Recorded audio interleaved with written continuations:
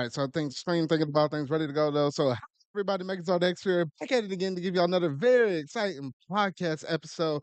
With that being my ZardCast episode 70. Now, I will say it's been quite a week. I know it has been fairly cold up here, at least where I've been living at. Yeah, we've been getting a lot of snow and ice lately. I think for the past couple or a few weeks, we've been having some kind of snow or some kind of ice. And literally tomorrow, when I wake up in the morning, we're gonna have even some more ice along the way, though. So I was like, "Oh goodness." I don't know about the rest of the country, though. I feel for a good chunk of the U.S., we've been getting a good amount of snow and ice across the board. So I've been cold, but been drinking my hot cocoa, been having a good time though. But nonetheless, though, I felt like, since we're still in the early parts of January and stuff, the gaming news isn't like extremely fast or hasn't really picked up. I mean, yes, we had some releases that came out, a few that I'll just kind of quickly go over a little later on in the show, though. But I think outside of that, the news hasn't been super crazy. With it being January after the holiday sales, December and stuff, so still taking advantage of this time and still gonna go ahead and do my year in review part two. I already did a year in review part one, so you can go ahead and check that out on the channel if you hadn't already done so, though. But in terms of my episode two, we'll be talking about everything that happened from July of 2023 all the way until December of that same exact year and stuff. So we'll be talking about that. We got to talk about that Xbox Direct stuff. I think they had some good stuff in there, and then some stuff I was kind of about, but we'll go over that. And then I just have to take the time to talk about the Switch 2 fake rumors and stuff like that. Like, I don't know why people are just kind of going crazy. I felt like we've been hearing this pop up time and time and time again, and people just need to chill. They just need to take a back seat, and they just need to chill for a hot minute, though. I'm just saying. I'm just saying, though. But yeah, we'll talk about a couple of things like that. I think I got in the pop culture segment, and a few other things I might just address here and there, though. But yeah, that's gonna basically do it in terms of the major plot points, though. So we might as well go ahead and jump up in it, though. So without any further ado, let's go ahead and jump straight up into that culture segment.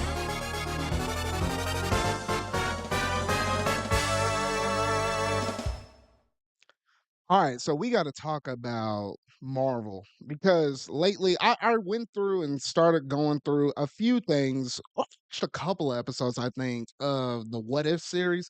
Still need to get through the rest of that series though, so I can't talk about it all as a nutshell though. But I think in my previous episode, I gave my thoughts on the first couple episodes though. However, since then, we had the new series called Echo, and Disney happened to go out and just drop all of the episodes at once. I think it's the first time that they ever dropped every single one of those episodes all at once and all one big bang. So that was kind of unique. I guess they're kind of testing the waters to see how it would be episodic versus just dropping all the episodes, just as a bulk. But nonetheless, though, I managed to sit down, watch all of these, and I would say this is and I mean a very unique show. I will put it up there, I think, with Ant-Man, or why did I say Ant-Man? I'll put it up there with Moon Knight. Moon Knight was very unique. Shang-Chi and the Legend of the Ten Rings, that was very unique. It's kind of up there with those Marvel releases in terms of just bringing something unique. Obviously, with this character, they had a Native America background. So that was already cool in it of itself, though. And I could relate. I had some Native American bloodlines and stuff, within my family tree. So I could relate on this to a degree. And then on top of that, she is actually deaf. So obviously there's a lot of sign language and stuff that's kind of going on around here with her communication with others. Pretty much every family member she's related with obviously learned how to sign because when you got somebody like that in your family, you still want to communicate with them and stuff. So it was just nice seeing all of the visual cues. And then they even did some cool things with some effects. Like they kind of showed it from her world. Like there were some moments where you just got some straight up silence and stuff. Obviously, you got your subtitles and stuff whenever she was talking, so that way you knew exactly what she was saying, though. But it was really cool that we were able to see some diversity up within the Marvel MCU like that. So I really did like and appreciate this because it definitely brought something unique to the table, though. So I love seeing shows like this, kind of taking a back seat to the mainline stream of things and just kind of doing something completely different. obviously, if you watch the Hawkeye series, it kind of alluded to this. So I think if you want to understand everything 100%, you got to watch Hawkeye before watching the Echo series and stuff, though. But nonetheless, though, I think she's gonna be a really cool. I say hero, yeah, I guess you can say hero, even though we didn't see like the full ensemble of her being an actual hero. She's a hero to her own people, if that makes sense though. But hero in the sense of like a Captain America, no, we don't necessarily see that just yet though. But I feel like she's gonna be part of the Thunderbolts, like a crew of like anti-hero, kind of like the Marvel version of DC's Suicide Squad. I feel like she's gonna be a member of that though. But nonetheless, a really good show across the board. If you hadn't watched this isn't like some of the other shows like a She-Hulk or something where I just completely wrote this off and I was like, nah, this mess ain't any good though. But for this, I really did like this one though. So I highly recommend it to, obviously all the Marvel fans out there. Even if you're not a diehard Marvel fan, you might be able to relate with this character. I'm just saying though. But I think that's about it in terms of all the pop culture related news though. So we'll go ahead and transition over into the next segment, that being what's in the gaming news.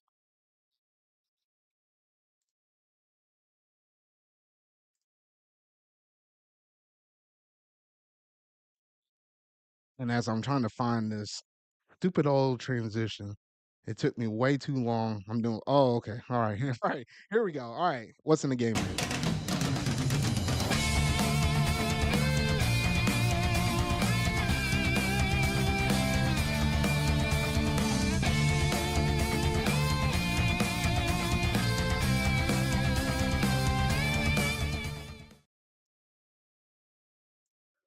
All right, so let's go ahead and talk about these crazy Switch 2 rumors stuff that's kind of been going down because I don't know why, but every time I turn my head, you start the day off in the work week on Monday, right? You do your own stuff. Some kind of rumor pops up. I'm like, okay. Turn around on Tuesday, Wednesday, Thursday, Friday. It seems like something's coming up out of these 4chan leaks or quote unquote leaks, 4chan stuff with Reddit.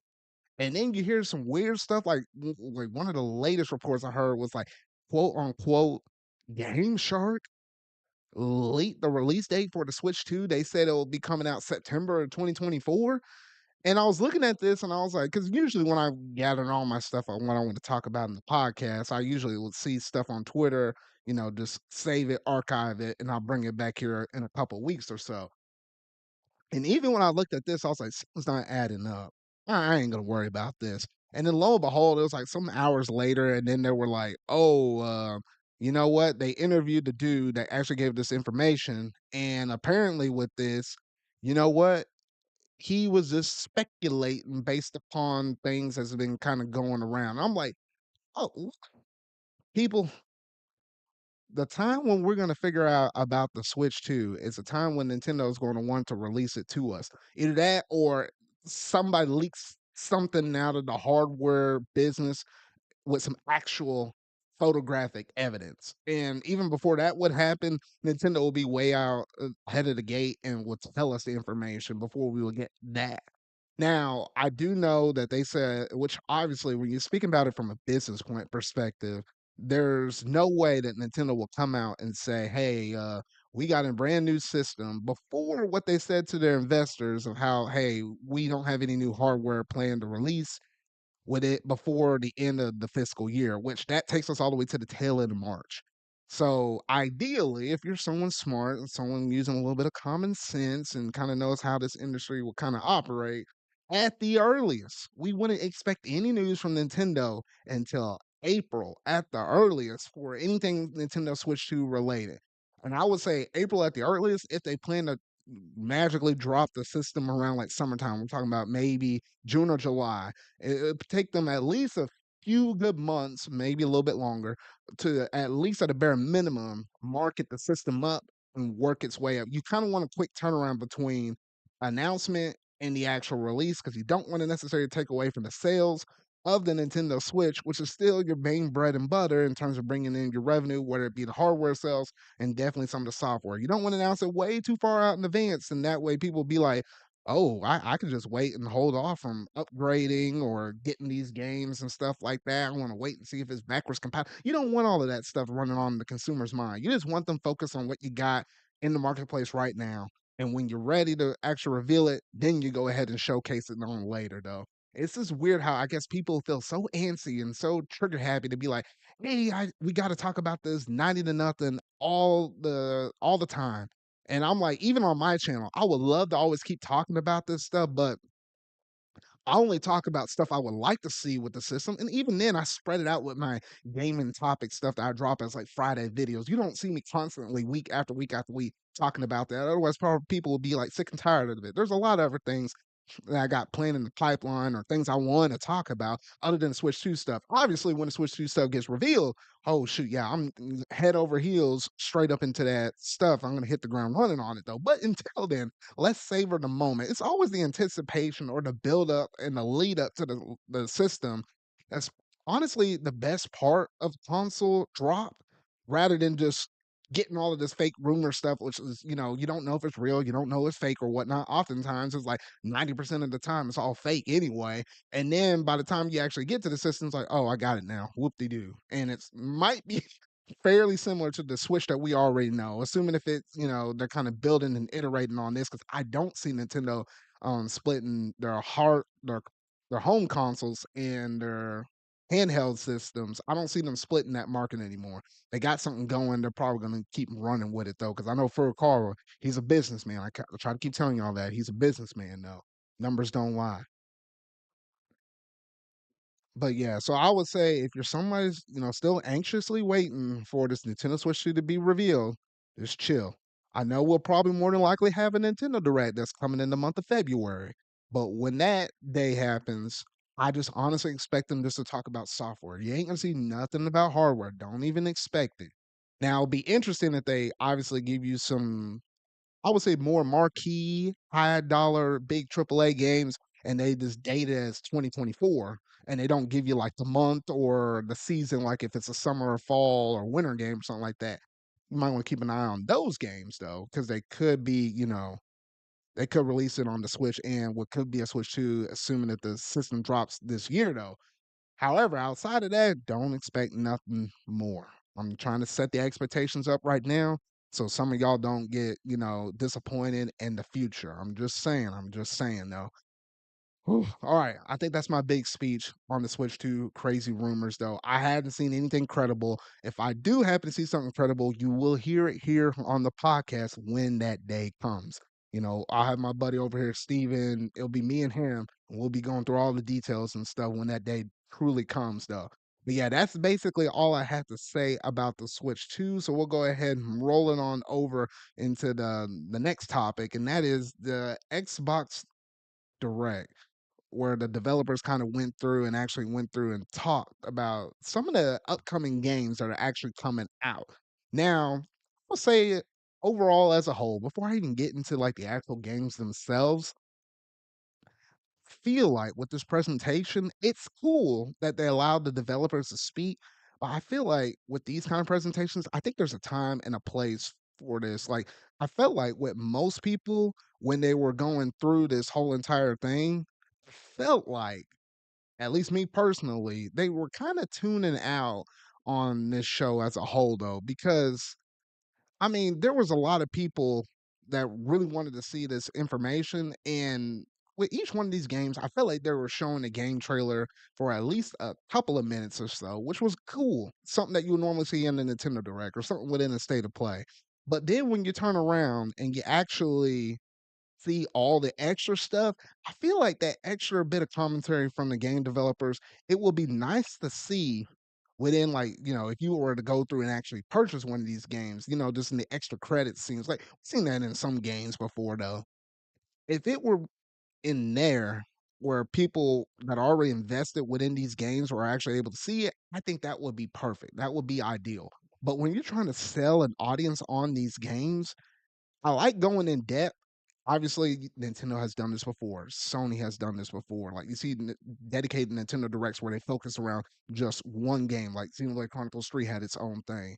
State of Plays have had like a major focus before with games in the past, whether it be first person or third party wise. I remember third party, they did like a whole one for like Hogwarts Legacy and stuff like that, though.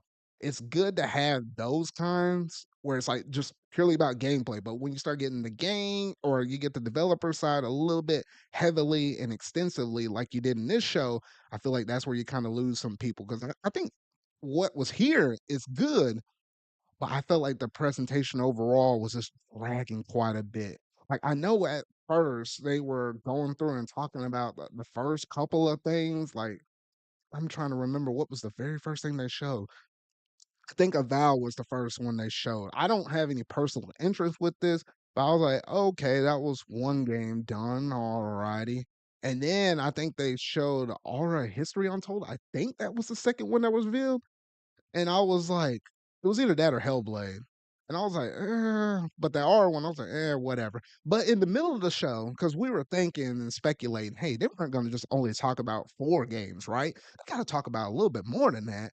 Obviously, we had one surprise one, and that was Visions of Mana. I think that, for me personally, saved the show because I was getting burned out by just the first 2 things they talked about right there.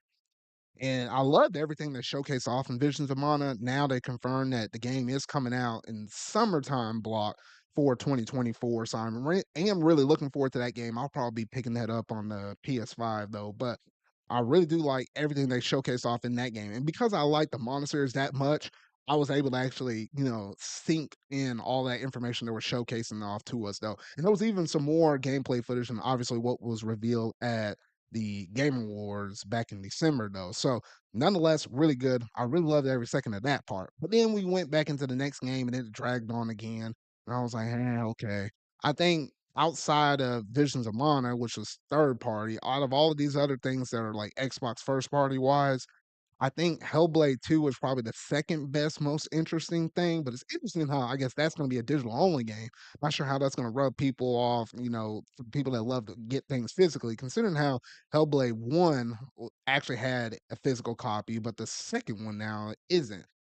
You can see Xbox was trying to, push away from that physical media. I have some things to say about that here in a second, though. But with Indiana Jones, that was the one I was really looking forward to because I don't have an Xbox, but I have a PC, and I knew if the game looked good enough, I might invest in it and pick it up on Steam because most of their stuff they've been putting on PC, you're also able to buy on Steam, like Starfield and stuff.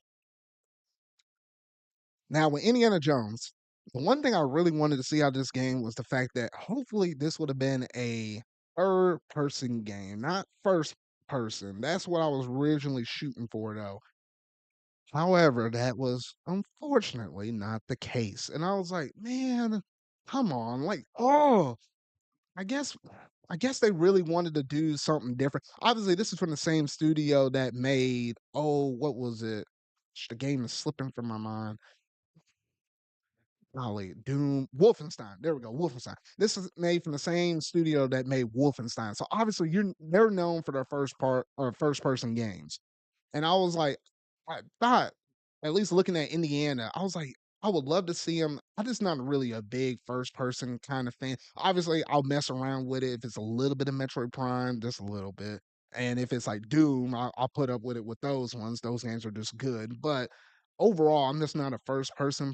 And I'm like, I felt like with the puzzles and stuff, the way how that would kind of lend itself for the series, you would think third person would make a lot of sense. But I guess they wanted to step away from making this look like an Uncharted clone or anything like that. So they went with first person. So it's going to be a very unique thing, I guess, going around solving puzzles from the eyes of Indiana Jones himself.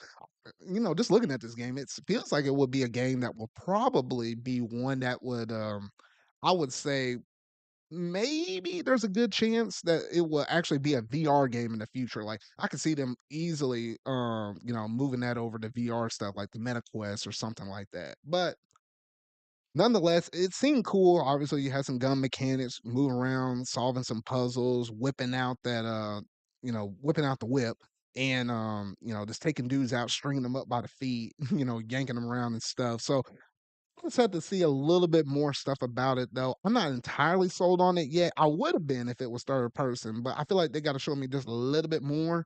with the first person stuff to make sure, it seems all right. And even the cutscenes themselves, thankfully, not everything is first person. The cutscenes, they go back in the third person, so you take an out of body experience with seeing what's kind of going on around Indiana Jones. So at least they did that. So, I think the combination of that would definitely provide for a very unique experience with Indiana Jones. And luckily, we honestly thought this game might have been at the earliest, or me personally, I was thinking was going to come out in 2025.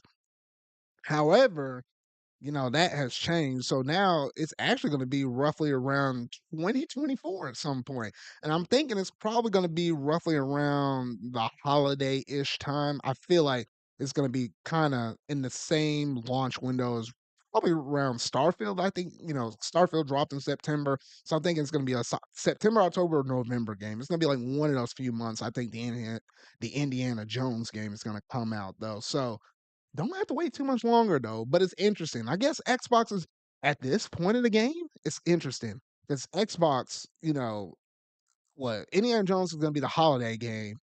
The fall game is Avowed slash our History Untold, and then you got Hellblade 2 coming out, and that's going to be like the spring block. The only one that was kind of missing was like that winter early block, like these first 3 months we're going to be in.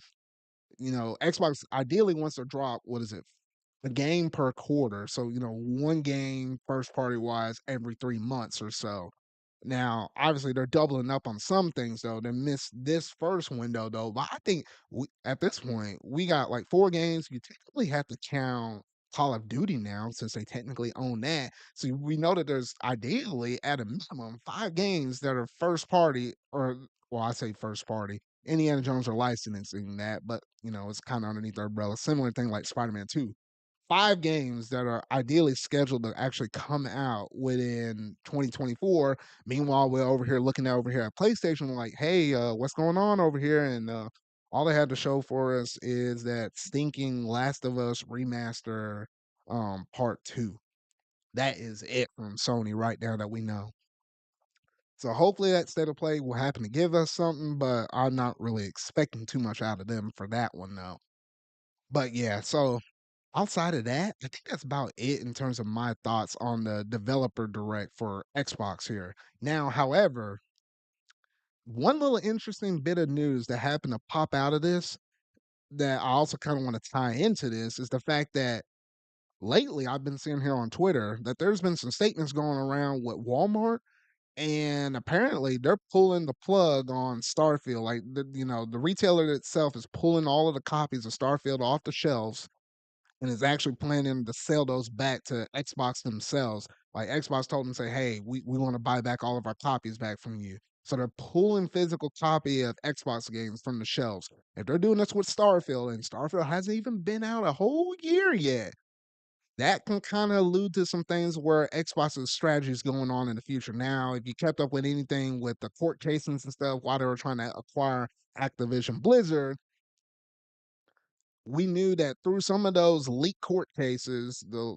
documents and stuff, that yes, there's in the works a digital, all digital version of the Xbox Series X in development. Now, whether or not that's going to drop anytime soon, we don't know. But if this whole thing is happening with the Starfield copies, and they're pulling this thing kind of pretty soon, though, and they've been seeing this in the system from Walmart, like, yeah, that thing's marked down to 3 cents. So ideally no one's really supposed to be able to go through and pick those up.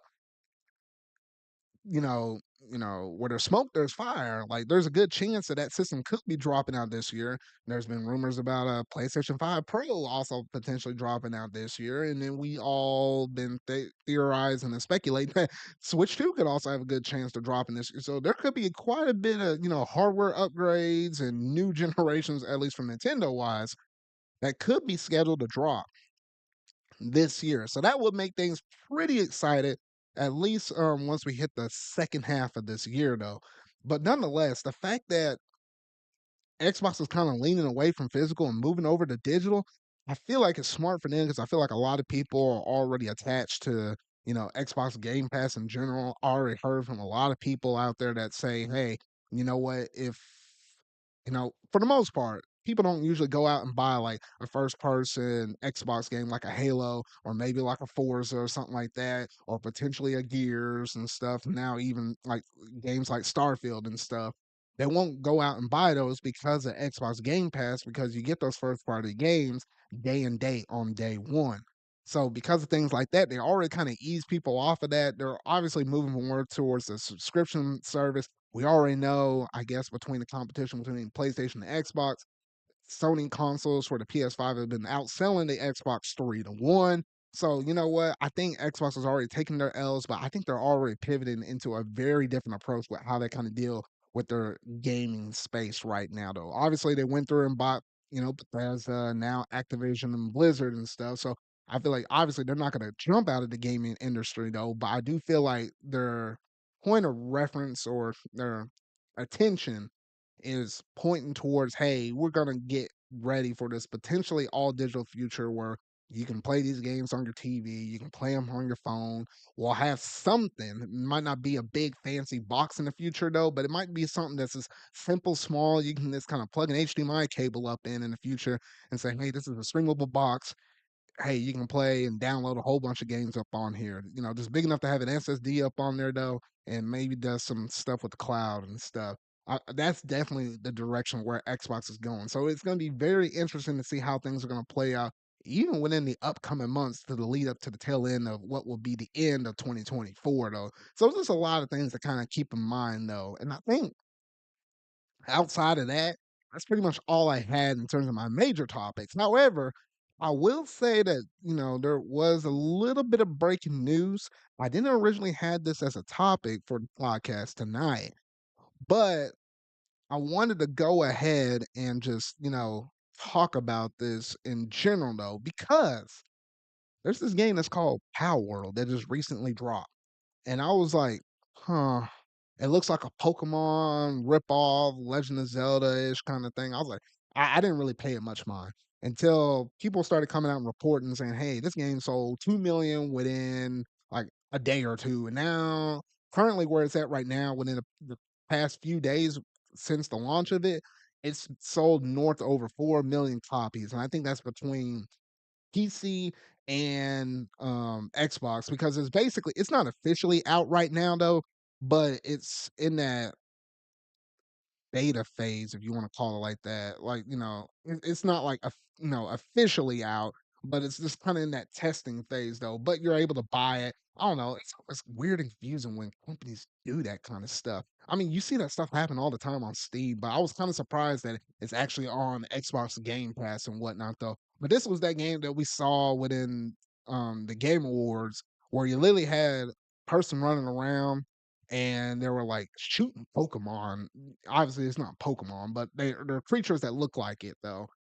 And I guess from the general consensus, from what I kind of gather up, it's basically a game where people run around, they capture these little creatures or these pals, use it to build up a base, make the pal stronger, make the base stronger, and you're just kind of running through that loop over and over and over.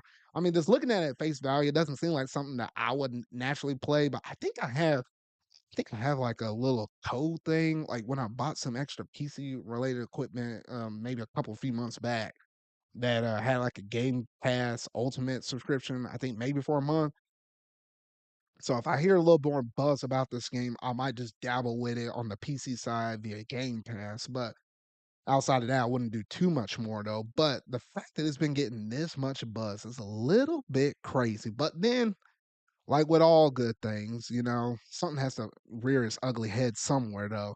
And yes, people have been noticing that obviously these pals, they look very close and similar to Pokemon, and there's been some reports going around saying how, the director of this, company or whatever though happens to use AI in order to make a lot of their assets and stuff, and they're flipping assets and all of this stuff though. But if they're using AI and stuff to basically pull from original pieces of art from like the Pokemon series, like maybe more recently Pokemon Scarlet and Violet and stuff, and then tweaking it with AI so that way you can't really get copyrighted on that stuff. They're skating on a very thin line right there, but it's weird from what I heard about copyright law issues and stuff. with AI games in general, though, or games that use AI, should I say, though. And it's a little interesting because I know Nintendo's looking at this game like, Nintendo and the Pokemon Company are looking at this game like, ooh, man, we love to tear them up in the court, but because of the whole AI stuff and not everything's kind of firmly established and stuff, it's gonna be interesting to kind of see what kind of unique or basically their approach to this, like, whether or not they're gonna look up into it. I doubt they'll probably be able to actually do anything about it though. But I imagine they will want to say some stuff. They would love to probably make an example out of them. But I mean, shoot, who knows? Who knows at this point though? But I figure I would just talk about that since that's been I guess the hottest thing that's been kind of blowing up here lately.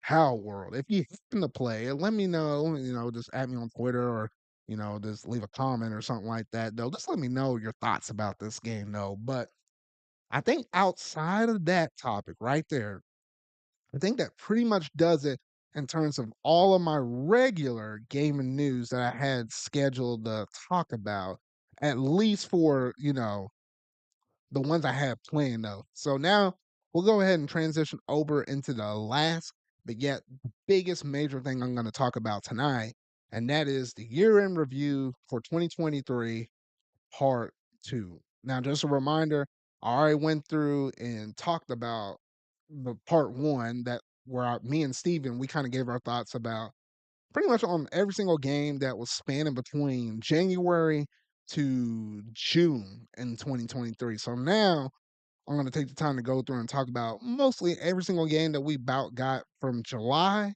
all the way until December of this year, though. So I got to pull up Discord over here real quick. Give me 1 second because this is one big fat list I managed to come up with. Man, because shoot, it took me a hot minute. I had to look this stuff up on a website and shoot, like I'm looking at this right now. It's like shoot, almost like 40, 50 games I got right here though. But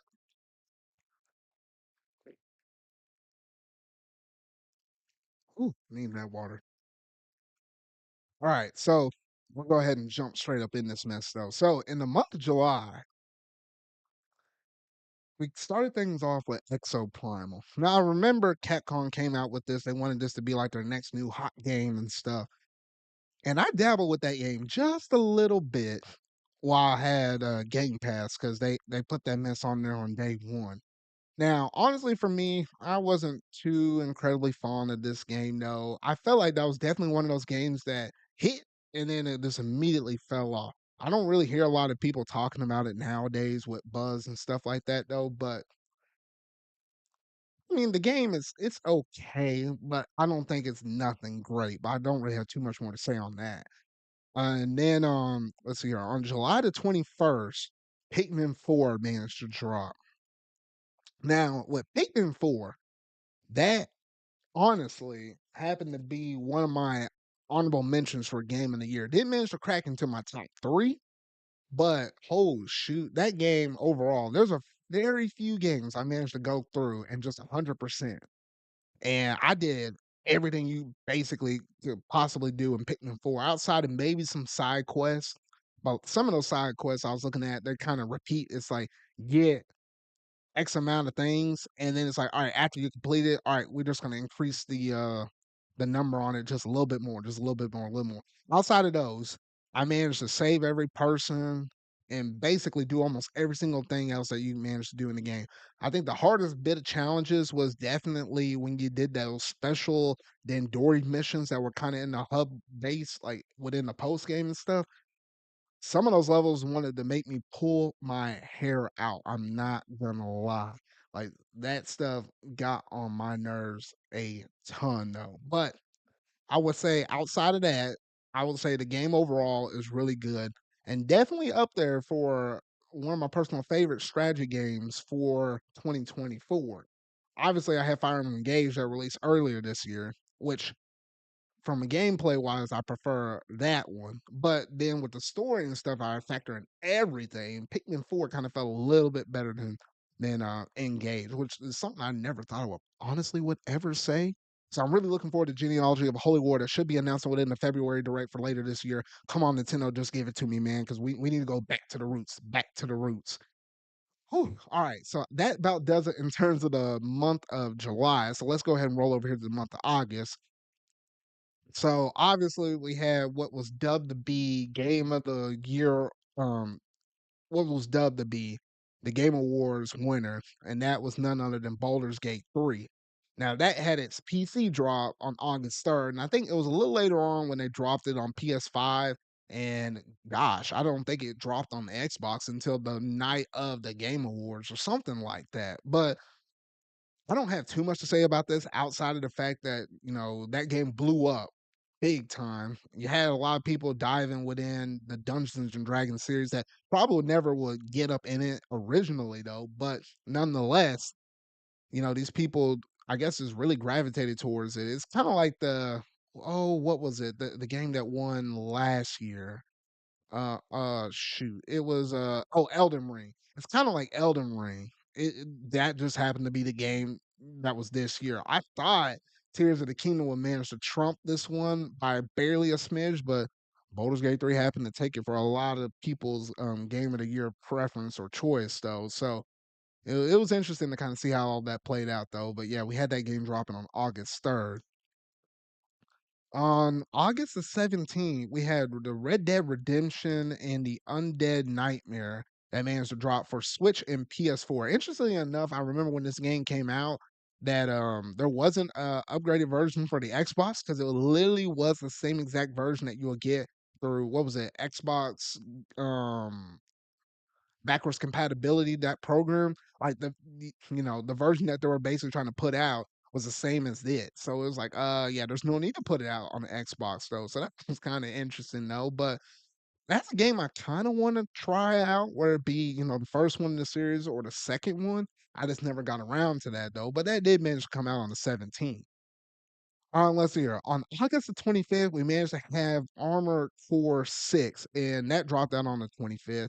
And no, this one was weird. Obviously, this was made by the same, developers that made Elden Ring, so it was kind of going a little bit off of those sales originally in terms of like the fanfare and praise and stuff. They were trying to build upon that. I felt like the game did good enough for probably the budget it did. I felt like I can't remember exact numbers, but I want to say it might have got close to around like a million sales or something like that, though. But at least within my circles that I'm a part of, I didn't really hear a lot of people talk about that game much more beyond that. So it was kind of interesting. I don't know. It's not a game I felt like probably dropped off the cliff though, but it has its own unique audience at least for that one though. So that one did come out on the 25th. Now, Sea of Stars. Now, this is the game right here where I felt like everybody was moving their head towards in terms of looking at and saying this could definitely be a spot for game of the year as an indie representation. And I could definitely see it. I mean, when the game first came out, it definitely gave you that traditional vibe of, this is the great old glory days, the 16-bit era. So a game that you honestly would have saw back on in the day, like on the Super Nintendo, you just growing up and playing games like that on that system now. And from what I played, the game has a really good quality to it. I could tell the story will probably be really good. Only dabble with it just a little bit because what was it? You have access to playing this on Xbox Game Pass, PlayStation Plus, and if you wanted to play it on the Switch, you just have to buy it straight up though. So I was dabbling with it with PlayStation Plus though. Tell the quality of the game is really good. Like the pixel art looks good, the music looks good. I think the combat's really nice and stuff. I just had too much stuff going on to put that much time up in there because I mean we were kind of getting to the thick of things once the month of September started to roll around and that rolled in October and things got really heated though. But nonetheless though, Sea of Stars, that's a really good solid game. However, the year was just so stacked we didn't even have an indie game make it within the Game of the Year nominees. It was just that stack. But, had this game been in some other previous year or maybe even this year or something like, this game came out at a different time. could have easily been nominated as a Game of the Year nominee, though. But nonetheless, though, in terms of all the indie games that came out this year, that is definitely probably up there in terms of like one of the top ones that you can go out and play.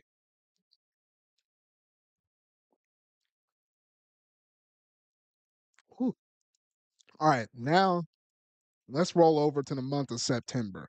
So in September, on September 1st, we had Bomb Rush Cyberpunk.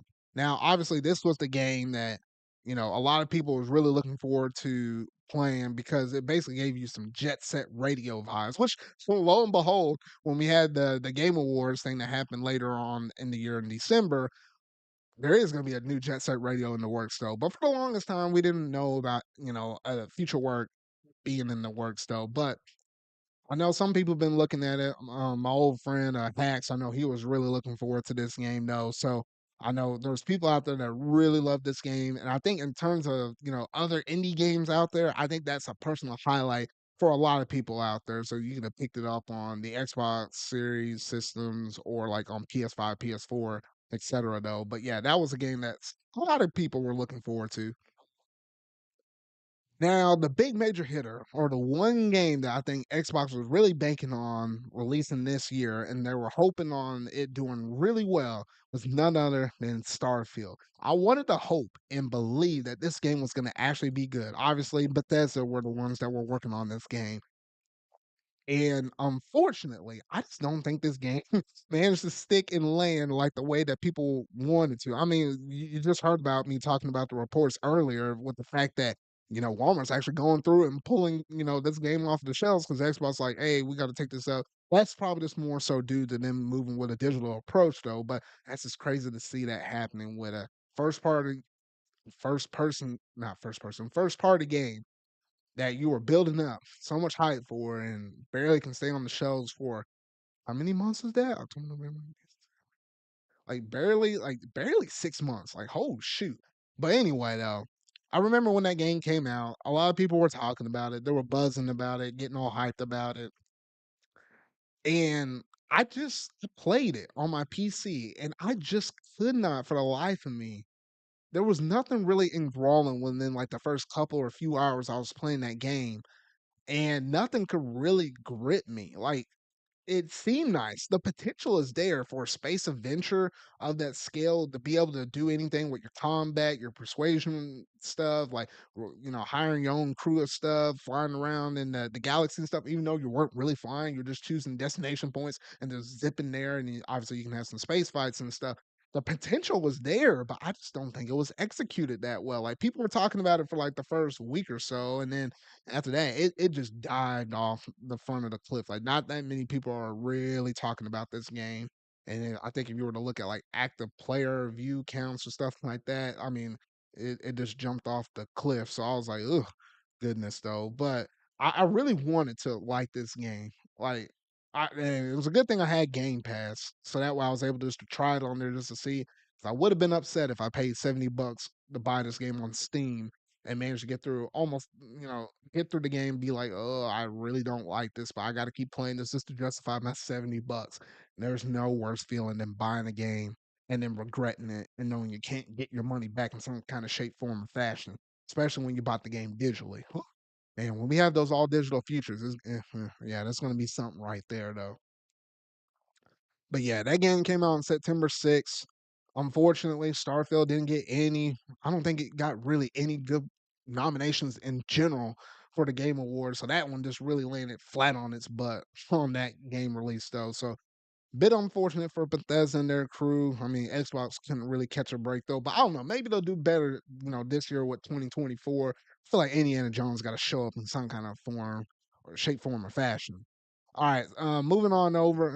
I had NBA 2K24. I mean, that dropped on September 8th, but we know how those NBA games they drop out yearly, so I'll just keep rolling on over though. But F099 managed to drop on September 14th. Now, if y'all remember, that was the same day that we had a Nintendo Direct, fall Nintendo Direct. And that was a shadow drop on that day. Obviously, if you happen to have an NSO subscription, whether you're in the basic tier or the expansion pass tier, you're actually able to play this game right now Oh shoot, I managed to put a good amount of hours up in the F-Zero 99. It has a little bit of an addictive nature to it where it's like you do a couple of races. I never managed to actually get through and manage to be, first place in any of these races I've been going against. Obviously, if I'm doing against a CPU, yeah, I can do that. But when you're playing against 99 other different people, man, I just could not, for the life of me, manage to get through this at all. And it was a little bit upsetting though. But I don't know. Maybe I just don't vibe that well with those 99 games. Like Tetris 99, I couldn't even manage to get through all of that and be number one. I got close. I managed to get up to like spot number 7 or so, but I could never crack number one, and that's been on my nerves. The only thing that really stuck with me was Pac-Man 99. I could get pack number ones several times over, and what does Nintendo do? They wind up dropping that service. I actually booted it up just a second ago. Played a little bit of it though, and I actually managed to clear one of the CPU modes or something like that. I mean, if you happen to buy the game and some of the, just the extra stuff that's not online, you can still play that stuff though. But nonetheless, though, F-Zero 99 with the multiple different courses that you're able to do, they managed to actually update this game quite a few times while going through and actually while I was going through and actually playing through this thing. And I was like, okay, all right, y'all actually supporting this thing. I know, oh gosh, rewind a little bit during that Nintendo Direct, people were actually expecting that we would have gotten a brand new F-Zero game in general. And we weren't thinking it was gonna be F-Zero 99. We thought it might have been like a what is it? A star I was about to say Star Fox. F-Zero GX, the GameCube one. Maybe they did a remaster on that though. But nonetheless, I am happy they managed to give this to us though. And since it is tied to Nintendo Switch Online, you had a lot more people playing this game that probably would have never played it if they released this as like a digital game on the eShop for like what 15, $20 or something like that. So hopefully this introduces a whole new crew of people to the F-Zero franchise. So hopefully in the future, maybe on the Switch too, we can manage to get a new F-Zero game. Like we need to have that sucker. Like please. All right, so I think that's all I have to say on F-Zero 99. So we'll keep the ball rolling over here. We had Baten Kaitos 1 and 2 HD remaster that came out also on that same day. Now I can't really say too much about this though, but I do know this like another GameCube game that managed to actually come over and get ported up and moved over to the Nintendo Switch. And I feel like maybe this is a discussion for another day though, but the fact that, whether it be third party or first party companies, like now we're seeing it with also with Paper Mario and the Thousand Year Door.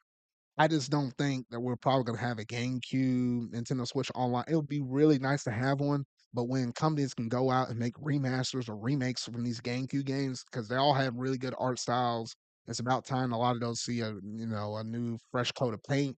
I just really doubt we're probably ever gonna see, GameCube games at least super easily come up to the Nintendo Switch Online. That and Wii games. I just don't think so because Nintendo's just going through and actually, remaking and remastering quite a bit of them right now, though. But yeah, that's a whole topic for another day, though. But I don't really have too much to say about Baten Kaitos 1 and 2 HD remaster, except for the fact it did drop on September 14th. Now here we go with another fighting game that managed to drop this year. We were close to almost having all big three of them drop, like between Street Fighter 6 and the other one being oh gosh, it's slipping from my mind right now though. Uh Tekken. Tekken 8 was originally almost supposed to come out this year, but it got rolled into this year. Um, should it be coming or it's almost right around the corner, dropping out in the month of January though. But nonetheless, though, we did manage to get the release of Mortal Kombat 1 on September 19th. Obviously, I hadn't gone through and played. I'm not much of a Mortal Kombat fan. In terms of the fighting games and stuff, obviously I like Smash Brothers. That's my go-to though. But in terms of like a traditional 2D fighting ones, if I ever dabble with anything, it's usually Street Fighter. I managed to pick up Street Fighter 6. And he puts more time up in it, but that's more so my fighting game right there. And then obviously I mess with a whole bunch of other 2D ones like was it like Persona 4 Arena Ultimax? I have that. Dragon Ball Fighter Z, I have that. And then also I managed to pick up Grand Blue Fantasy versus Ryzen, which I'll talk about that here in a bit though. But nonetheless, though, it was interesting how they went through with this whole with this game, managed to actually go back through and reboot the whole series in terms of like the story mode and stuff though. So now we're back to like the numero uno on this one though. So kind of interesting though. But yeah, nonetheless though, that managed to come out on September 19th. And the very last game that I'll talk about that dropped in September was none other than Eternites that dropped on the 21st. This one right here was my personal indie pick game of the year right here because I remember seeing this, and I think this was revealed back within the February state of play, I think in 2023. And I looked at this game and I was like, okay, you can see persona elements about this thing. You can see I don't know. It just gave me a lot of strong Persona vibes, but obviously with its own unique skill. Like, you were literally having the dating aspect of the game. So it was like you with these three other girls, and there was like one other dude on board, and actually another dude on board though. And you were trying to get these relationships strong enough and stuff. So you were going to the city and stuff, fight, and obviously you're kind of in like a post-apocalyptic world essentially though, and you're just trying to make do, trying to save the world, all of this stuff though, as like a teenage boy and stuff with a few high school friends and whatnot though. So, or I say high school friends that they're all teenagers and stuff though, but nonetheless, that was a game I was really looking forward to, and I really loved every single moment of that game. Oh shoot, that ending though, I'm like, come on, come on, you can't end it like that and leave us in like that. Man, I don't know. That game with its cliffhanger, that just stung me pretty hard. I was like, oh goodness. I don't know. Maybe at some point they'll address that ending though. But if you happen to go through and play that game, you know exactly what I'm talking about, at least with that game though. But I have her up in the thumbnail if you're having to be looking at this right now, or in the video itself though. She's the one with the pink hair, white shirt, blue skirt. But yeah, she was like one of my favorite characters up in the game. Though. I just love the way how, her character was written and stuff. And she was introduced early on before you had access to the other two girls though. But nonetheless, though, Eternites. If I were to recommend any indie game, there'll be two. Obviously, one would have been Sea of Stars, but the other one would have been Eternites. Especially if you happen to like that formula of Persona and stuff.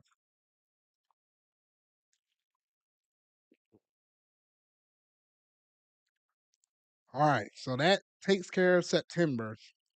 All right, this is like the peak of the mountain right here, I think. And this will be with the month of October, though. So on October 3rd, we managed to get Disgaea 7.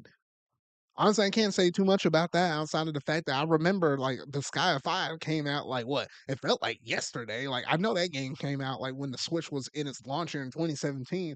I feel like they popped the Sky games like left and right. I don't know though. Oh shoot, but yeah, that came out on October 3rd. On gosh, October for this year. This was a crazy year where I was like, what on earth? Everything needs to chill down like a couple of notches. I think this was the busiest month out of the whole entire year by a long shot. Then we turn around a couple days later, October 5th, we have Assassin's Creed Mirage. Obviously, Ubisoft, they pump those Assassin's Creed games out so often. It's like they pump them out left and right. Like you can barely have any time to breathe on these games though. But they managed to drop that one out. I don't remember hearing too much buzz about it though, but then again, there was a lot going on this month. So I was like, okay, whatever though. That came out on the 5th. One day after that, Detective Pikachu Returns dropped on October the 6th. Oh shoot. That I think is the one game out of all the games that I played and purchased and bought this year. If there was one regret purchase that is like, hey, you wouldn't mind packaging that up and sending it back. There's one or two games that I would be considering, and this would have been one of them. And Detective Pikachu Returns was definitely that game for me. I managed to get through the first mission on that one and I felt okay. And then I was like, I didn't get burned out, so to say, nor would I say that another game kind of caught my interest. Well, technically, kind of yes, but I kind of lost interest in this game before that even became an issue. And I think it's more so the fact that, at least with this game, I I just want to say that the voice acting in it is good, but I felt like we should have had a lot more up in there. And I felt like in terms of the detective aspects of it and where you kind of, go through and try to figure out who committed what kind of wrong thing or crime or whatever the case or scenario happened to be, you felt like we were just playing on baby mode. Like there was no risk. in this whole entire game, which I'm not used to that considering how I went through and played through the Ace Attorney trilogy, where there is a risk, like you do having to mess up where you're accusing somebody or whatever, though, it could lead to a game over and you have to resume back from your latest save point.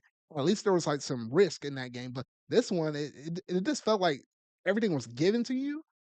And it was like, huh. I mean, the story isn't necessarily terribly bad, but I just think the gameplay itself at a core just didn't seem the best. And then even when I was looking at the game itself and the way how it looked graphically wise, it just didn't seem up to par what it potentially could have been. Like you look at games such as what was it, new Pokemon Snap. That game looked beautiful. One that Bandai Namco managed to go through and develop and stuff. I was like, I looked at a game like that, and I was like, that looked good. Like you have other, companies and stuff that can actually make good quality Pokemon games, or at least looking good. And then you get games like this, and it's like, huh? Even comparing this game to Detective Pikachu on the original 3DS, I was like, huh. I don't know why, but the first one on the 3DS seemed a little bit better than this one. Maybe it's more so due to the fact that you had more limited technology with the 3DS. Obviously, that was before the Switch, and you're dealing with a smaller screen and stuff. So maybe you're a little more forgiving on that aspect, though. But obviously, when it's blown up on the HD television and you're docking this thing like an actual console, then maybe that's the reason why it didn't seem to be up to par. But nonetheless, though, I guess Detective Pikachu, 8-day managed drop on the 6th. Wasn't It was a game I was really looking forward to like for 2 or 3 years, but just landed flat on its butt on me at least. Ugh. Then on October 10, Xbox managed to drop another game, Forza Motorsport. That kind of came and went though. So I imagine, the diehard people out there that have, Game Pass and stuff, they could have gone through and played through that, yada yada yada though. Then, okay, now this one, I have some stuff to say about this game right here. Honkai Star Rail managed to drop on October the 11th for PS5. However, if you manage to have a PC or you played the game on mobile, I want to say it was maybe as early as April of 2023 when the game originally dropped. I didn't get into this game until like I want to say a couple of months before the PS5 version for Honkai Star Rail managed to drop though. But I'm not usually one of those fans that love to play a free to play game. I mean, yes, I play some here and there. Like, what was it? Like Fire Emblem Heroes. Like, that was solid. I played that for a good chunk of time. Regalia Lost, and those were actually on mobile, though. But with Honkai Star Rail, I was playing that primarily on PC. I might log in on my phone just to pick up quick rewards, dailies, and stuff, and then put it down, though. But when I was trying to game on this game, I was playing on my Asus ROG Ally. And this one actually kinda captured my heart a little bit. I don't know, it was just something about the story and the combat. Between the story, the lore, and the combat, it was just clicking on all cylinders. Like, if you were to take away the gotcha elements of how you basically get your characters or get certain light cones that help boost your character's power, if you took that away, the gotcha element, this will be a really good, solid game in and of itself, though. So I'm like, "Oh, shoot." It just kinda drew me in. I love the character designs, the art style. Like, I think mostly all of the female character designs are just done exquisitely well. Like you can see a couple of them on the thumbnail right now. The two women that are on the furthest to the right at the very top though. Like I just love the designs up in this game though. And it's a game that is like I feel like it respects her time a bit more so than a game like Genshin Impact, which this is made by the same people over there at Hoyoverse that made Genshin Impact though. But I went through played through Genshin Impact a little bit on my ROG Ally, but obviously with that one being a little more akin to like a Breath of the Wild, open world, running around and doing stuff, I felt like it didn't respect my time as much. But with this one being more so like a turn-based RPG, I was about to say strategy, not necessarily strategy, but it's just like a solid RPG that you're able to go through that's just turn based. I feel like it respects your time a lot more. The world is nice to go through and explore and stuff, but it's not like as deep or empty or kind of bland like Genshin Impacts is. I wouldn't say Genshin Impacts is like really bland and stuff, but you'll have areas of space that you can't really do too much in. Just kind of empty voids. That's just what I kind of meant to say though. But nonetheless, though, Genshin Impact is a really solid game. I'm still playing that game up until now, and that free to play game is good when I actually put some money up in it. Like I rarely ever like to put any money up into any free to play games, and the fact that it did. it just goes to show I just love the work that these developers have managed to put up in this game. So I was like, hey, I might as well go ahead and support them. I was just simply thinking about it like that, though. I will say if you're, putting money in the game, get that pass that costs like $5. You pick it every day, and that will essentially give you enough to do like a tenfold summon and like 5 or 6 more pulls after that. Obviously, you got to put a little more time into checking in all of that stuff though, but it's definitely the most bang for your buck. But yeah, overall, I really did like and appreciate this game. And I'll still be playing this game, well into 2024. I'm looking towards Pinnaconey. I think it's the next new world that's supposed to drop. So I'm still, waiting on that game to drop though, or that new world to drop. Because I don't know why they drop those worlds like every so often. Like it takes them like a year or so to make a world. I'm like, oh goodness, the wait's kind of long. But some of the events and stuff we had along the way is pretty cool. All right, I think I rambled long enough about Honkai Star Rail though. But if you hadn't tried it, it's free to play. It won't harm you. It won't kill you. I say go ahead and just try it out to see what it is. Obviously, I think the experience is best if you play it on PC or PS5 versus just your phone. But that's just personal experience speaking right there. All right, next up on the list, we have none other than the second game that I kind of regretted the most along the way, and that was none other than Sonic Superstars. Now, Sonic Superstars, oh shoot, bro. I thought this game was going to be solid.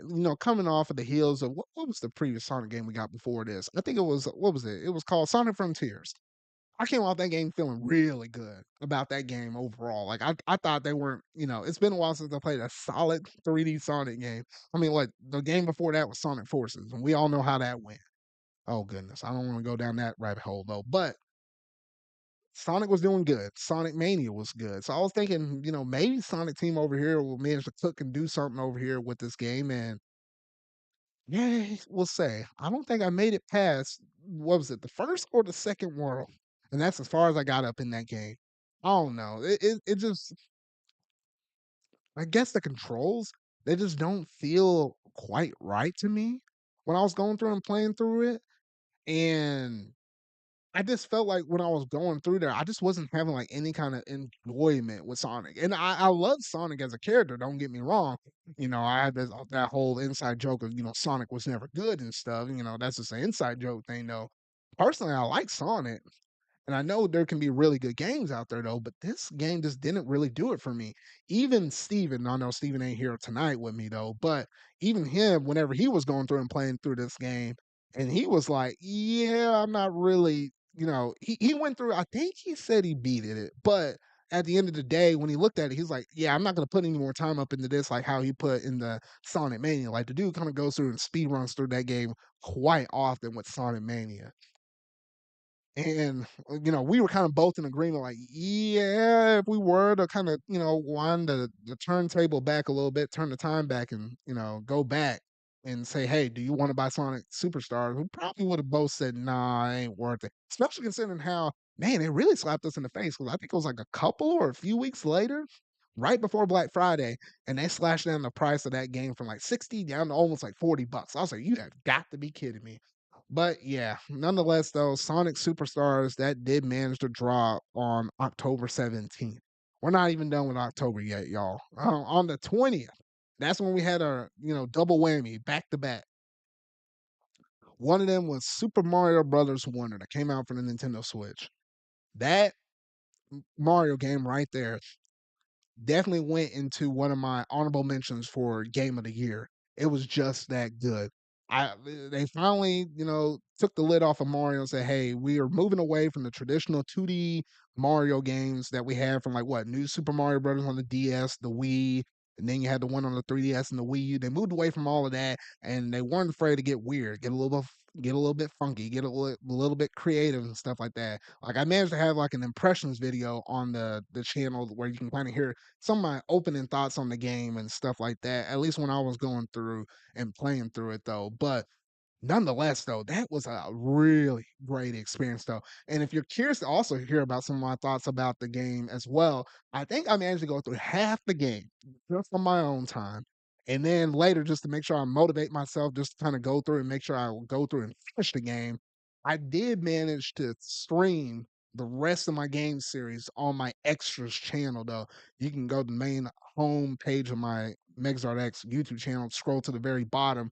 You'll see a link that bounces over to the extras channel though. I managed to stream basically everything from the world into the desert onward to the very end of the game, including me going through and recording my very last level that I had to go through and play that was in the secret world that was dubbed like the hardest level in the game. So yeah, I managed to capture all of that on stream. So if you're kind of curious about hearing any of my thoughts or like the boss fight against Bowser and stuff like that, it's there up there on the extras channel though. But nonetheless though, I really did love every moment of this game between the new power-ups, between Elephant Mario, you had Bubble Mario, you had the drill and stuff. The only thing that really got on my nerve was those rooms where you go up in and they're like, "Hey, find all of these star coins that will eventually kind of lead to you, being able to, beat the level and stuff." Like it was like the House of Tricks, or I can't remember exactly what they called it, but you know what I'm talking about. It's like these puzzles and stuff. You're trying to go around and find these things.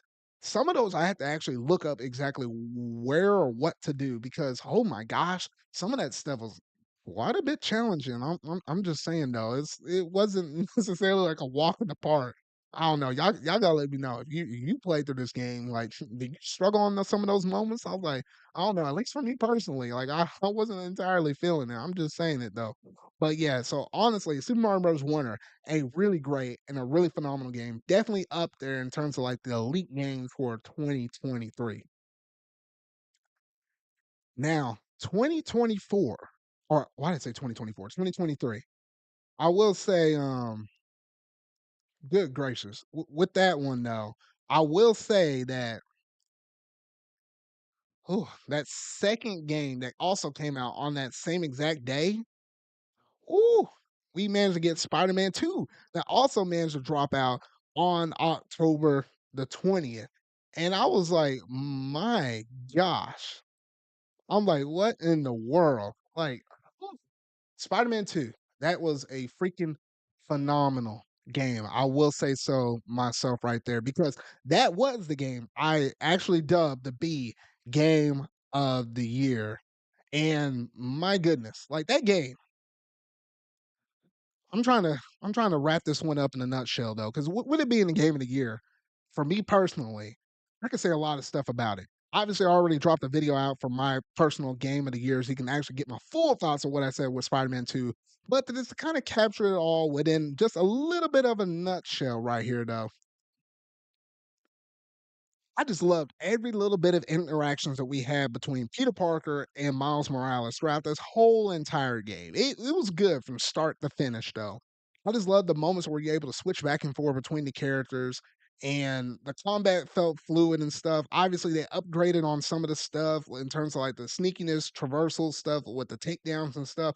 Obviously, in terms of that skill tree and stuff, they had some upgrades that you would normally upgrade yourself through the original PS4 version of the game, Miles Morales, and they actually managed to upgrade that to where you had that on, I would say on day one, like as soon as you booted up the game, and then you went and upgraded that stuff beyond that. I loved all the different villains and stuff that you had up in the game, everything between Lizard to obviously, Craven. Craven felt like it was like more the mascot character, the hidden say hidden mascot, the secondary mascot. I think that's appropriate. Secondary mascot because he was there basically from almost the start of the game to the very tail end, and then obviously Venom.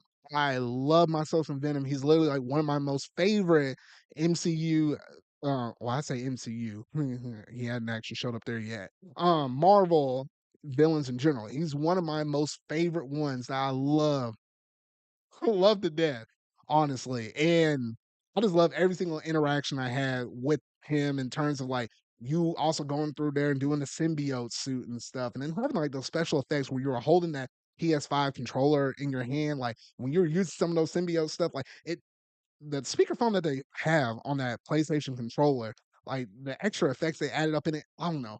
It was weird. Like when you play through that, you know exactly what I'm talking about, though. But honestly, I loved every single moment about it. It's hard for me to talk about this game without talking about spoilers. Like, because I know there's probably people out there that probably haven't gone through and managed to finish the game or slash haven't experienced it all yet, though. So I'll kind of leave it as is, so that way, I don't happen to ruin the game for other people though. But nonetheless, though, Spider-Man 2, in terms of traversal, the web sling mechanics, the fights and stuff, there's always a ton of stuff to do. Even going around from point A to B to C on the map with the fast traveling and the insanely fast solid state drive that's up in here though.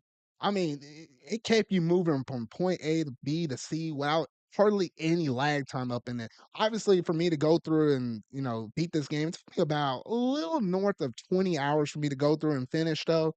And I think from that start to finish, I don't think there was like any drag. I don't think there was any filler. It was just dry, straight to the point. And I just love that about the game. I feel like there's even more stuff I could possibly go back and do, but I'm probably just gonna save that for another day as we get close to another potential game that could be coming out in the future. If you don't know about the Insomniac leaks, I won't say about what could potentially be coming up next though. But nonetheless, though, we know we're gonna get a Spider-Man 3. Obviously, look at that credit scene and stuff. And they're definitely setting some stuff up right there though. Now I'll leave it as B though. But nonetheless, though, if you hadn't played Spider-Man 2 and you have a PS5, or even if you don't have a PS5, but you were wondering about getting a PS5, this has to be the go-to game to get right here. Insomniac Games is literally one of my most favorite gaming studios out there in general. Them along with Monolith Soft from Nintendo. Those are some of my favorite gaming studios with some good quality games that hey, you can buy this game with full confidence because you know that they got this. I mean, shoot, if it weren't for Insomniac Games, I don't know what PlayStation would be doing right now because, shoot, in terms of first party games, they hardly got anything that's coming out outside of the stuff Insomniac's bringing to the table and Square Enix, funnily enough, because obviously they're a third party company and stuff. But yeah, all right. I think I went on a long tangent with Spider-Man 2 for the longest. So we'll go ahead and keep the ball rolling over here though. So after we had those two double whammies on the same day, we had Metal Gear Solid Master Collection Volume 1. That dropped out on the 24th. I had this game, I had not been able to actually go through and put enough time up in it in terms of me just going through and getting it because I wanted to make sure I had this game because everybody been raving about the good story that's in Metal Gear Solid. Obviously, we had Metal Gear Solid 3 Delta, which is the remake of 3 that should be coming out.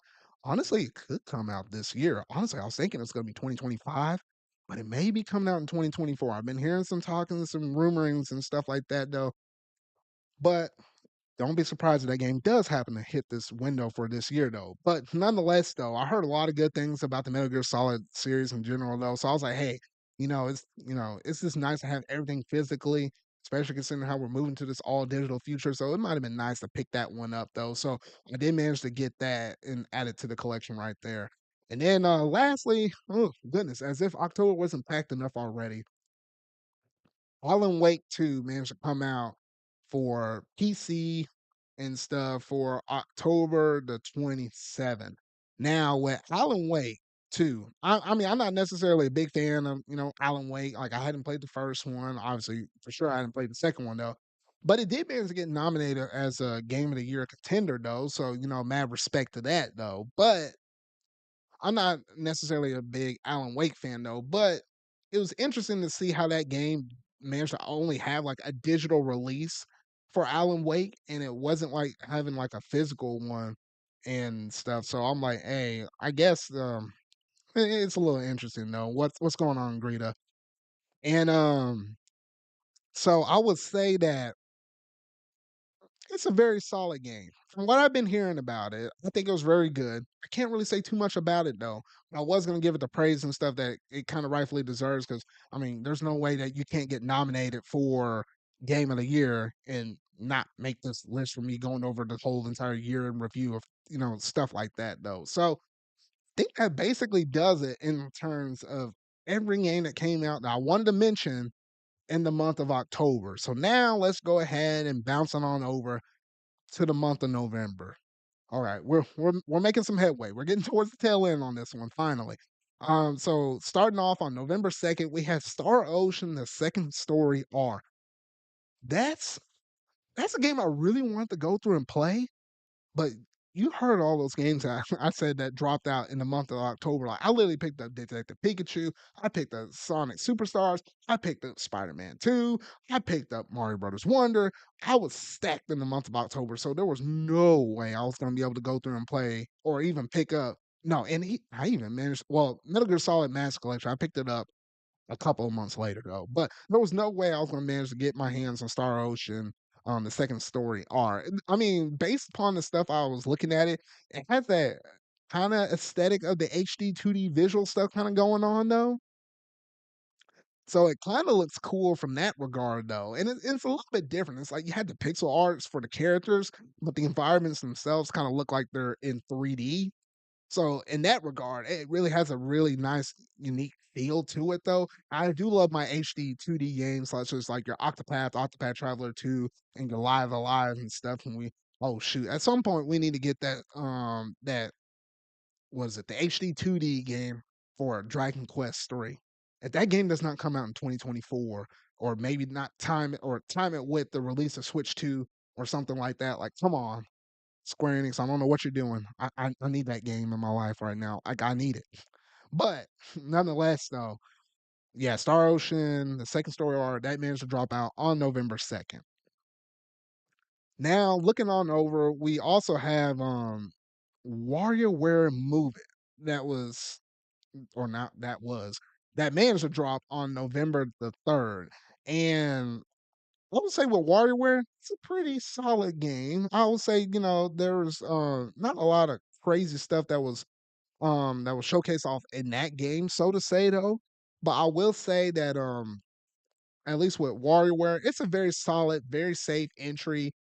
You have the WarioWare friends out there and stuff like that though. So I imagine that game kind of came and went. I don't think a lot of people probably went through and actually played a bunch of the WarioWare games though. But nonetheless, though, it was a game that Nintendo managed to drop out because Nintendo's pretty good with dropping their releases and stuff like that, though. And yeah, I'm doing pretty good, Greedo. I'm doing pretty good, having a really solid time. Almost managed to get through this list. Very long list though, but we're almost done with all of this though. So yeah, so we did manage to have WarioWare Move It drop out on November 3rd. All right, so then we had also on November 9th, Like a Dragon Gaiden. Now that managed to drop out on that day. And I feel like if I remember right, I want to say this was the Like a Dragon game that's almost in the lead up to what was it? The newest one that's about to drop out literally this month for Like a Dragon Infinite Wealth. I think it was kind of like a good game that's almost in between, but it doesn't necessarily, deal with our main character Ichiban and stuff like that though. But nonetheless, though, I know that was a game that my old buddy Hax was really looking forward to, probably. So that game managed to come out on November 9th. All right. Also on November 9th was technically the very last day we managed to get the Mario Kart 8 Deluxe Booster Course Pass Final Wave. Oh gosh, that was a mouthful right there though. And that managed to drop out on that November 9th. And whew, man, it's been quite a ride for the Mario Kart community in terms of us getting all these new characters and all of these extra stages and stuff. Like it's been quite a ride. Like this ride, we've been rolling on it since March of 2022. Yeah, March of 2022. And then rolled all the way over to the almost at the tail end of 2023 though. And yeah, it's been quite a ride though. Obviously, there's been a lot of cool courses that's been up in there. I hate how I don't have Steven up in there because Steven, I know he's like a big Mario Kart fan just like myself. Probably even bigger if I had to say though. But I know he had a lot of stuff to say about Mario Kart as a whole though. But yeah, what's going on, Ian? Nice for you to stop by. Yeah, I would say if I were to pick a couple of Mario Kart courses that I thought was probably the best ones that I really like to, go through, some standout ones, I would say. I would say the Yoshi's Island one, I think, stood out to me. I like that one. I like the ice cream one. That was like a brand new stage for that. I thought that was pretty cool. Um, I would say almost every single version of the GBA courses that managed to get remade in Mario Kart 8 Deluxe, they do such a phenomenal job putting on a fresh coat of paint within those GBA courses. Like that's just really good right there. That's just some really good stuff right there, though. And obviously, it's nice to have characters come back, such as Pauline. Like we have Funky Kong back in the game. Like that's nice. Diddy Kong stuff. Now, if you look at the roster of characters, we have I would say more characters in 8 Deluxe now than we do within Mario Kart Wii. And Mario Kart Wii had a ton, I mean, a ton of characters up in there, though. And it's just crazy to believe we had 96 courses between the base game Mario Kart 8 stuff and everything else added in the booster course. 96, almost 100 courses within Mario Kart 8 Deluxe. That's crazy. And I wouldn't put it past Nintendo if they would come out and say, hey, on the Nintendo Switch 2, hey, here's Mario Kart 8 Deluxe Plus Plus with all the DLC on this cartridge and call it a day. Although I really want to see Mario Kart, I don't know if they'll call it 9 or 10. If they call it 9 Tour, then maybe they'll call the next one up 10. But I would really love to see that next one come out though. But I would not put it past them if they wind up porting this mess over to the next thing. Like, gosh, the sales for this game already is like over like 50 million something in sales. So I mean, they already managed to do really good thus far though. But nonetheless, though, it is sad to see all of that DLC manage to come to an end though. But regardless, though, that's been quite a ride for the Mario Kart DLC. I don't expect to get anything else new outside of this until we get the next iteration within the series, which will likely coincide within that first year of launch for Nintendo's next generation console. All right, and then moving on over the very next day on November 10th, we had Call of Duty Modern Warfare 3. Now, with this one, obviously it was the latest Call of Duty game. I remember what no, I'll take that back. I'm not sure if that's 100% accurate. But with Call of Duty, obviously, they always pump these games out every single year. This happens to be, the time for it and stuff. It's crazy how they had three different studios working on this so that way they can work on it in 3-year batches and give all the time and development it needs so that way they can keep consistently pumping this stuff out year after year because it's a juggernaut kind of up there with the Pokemon series though. But even with Pokemon, they don't have their stuff set where they can have like more than 3 years. But I don't know, they just don't put enough resources to the stuff like what they should do considering how much money they actually do make though. But that's a whole nother discussion for another day though. But can't really say too much outside of that because the only Call of Duty I like to do is zombies. Like I do Call of Duty Modern Warfare, is it 2 or 3 with the zombie modes? And that's about it with some of my friends. That's all I would do with Call of Duty though. But yeah, that's basically it for that. And then on November the 17th, we had Super Mario RPG. Now that game right there is just a thing of beauty right there. Just to see a classic SNES game made up from the ground up and just completely modernized in terms of the OST, music soundtracks, the environments and stuff. Like you go and look up the original footage for Mario RPG, and then compared to this remake, it is a night and day difference. I love every single thing about this game though. Now, I did manage to pick up the game. It was a little bit after launch, and I sat on it for a while though. But luckily, I am managing to go through and play through the game right now. Like I literally played through the game on Saturday night, and it is part of a stream series I'm doing right now, part of the extras channel though. So you happen to check out my extras channel. You can see all that stuff down in the link in the description box down below though. But yeah, I am streaming that as part of a stream series for that channel though. So I'll be streaming that every Thursday night. At least that's what I'm shooting for. And even just playing through the first couple hours right there, like I just see a lot of love and passion put towards this game though. I just know it's gonna be a game I really would like to appreciate. I managed to play through the first, the original version of this game on the Super Nintendo. I managed to play through a little bit of it though, but I never got like too deep up in it though. So this is finally my chance to say, hey, sit down and play through this game and see why people love this game that much though. But yeah, nonetheless though, really solid release from Nintendo right there on the 17th with Super Mario RPG. And then lastly, the last game I'll talk about for the month of November is Persona 5 Tactica that managed to come out on the November 17th. And that released for like PC, obviously Nintendo Switch, Xbox, PlayStation consoles, etc. though. And Persona 5 Tactica, I was looking at that game originally. It looked like a game I could probably would like. Like I love my strategy games and stuff. Like, I like games like my Final or I was about to say Final Fantasy. My goodness. Such as my games like gosh, I don't know why I'm blinking right. Fire Emblem. Such as like my Fire Emblem. And then also games such as like triangle strategy. Like I love games like that. So it seems like a game I might personally like, but like as I said before, October was busy, November was a little bit busy. I just didn't have time to get it. So maybe at some point, if I see this game go cheap enough on sale, I might pick it up later. I heard good things. It managed to review well. I want to say the Metacritic might have been around like somewhere in the 80s or maybe high 70s at worst though. But it seemed pretty good from all the reputation I heard from it though. And you know me, I like Persona. I like Persona 5. I went through and played Persona 5 Royal. I went through and played Persona 5 Strikers. So it seemed like this game would be right up in my ballpark. I just didn't have enough time for it though. But nonetheless, that did come out on the 17th of November.